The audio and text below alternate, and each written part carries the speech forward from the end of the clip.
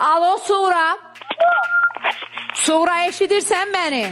Suğra. Eşidirəm mənə hay vermirəm mən buradan. O kimdir?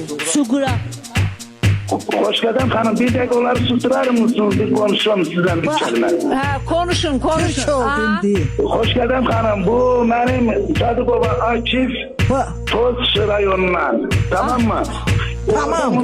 Ben hanıma oradan 10 sotur düşmüş. Yol boyu. Olar ki, hər şey açıq danışım. Yəni nə danışılıbsa hər Bəli, şey. bəli, danış. Yəni söyüş də olacaq da üzrü Yox, sayın. xahiş edirəm da söyüş nə da xanım, nə danışsam? Yox, onu demə də, onu pis söz kimi keç üstündən. Hə, mənə deyirdi ki,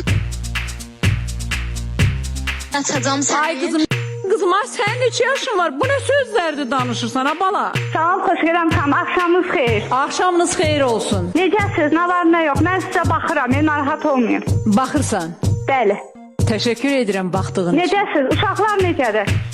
Uşaqlarım da yaxşıdır, hər şey əladır, amma narahat deyiləm. Alo.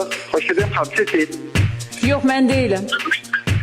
Ha, diyorum ne diyeceğim? Eşitsin hanım. Yox, eşitmirəm, birinci gün danışarıq səndən.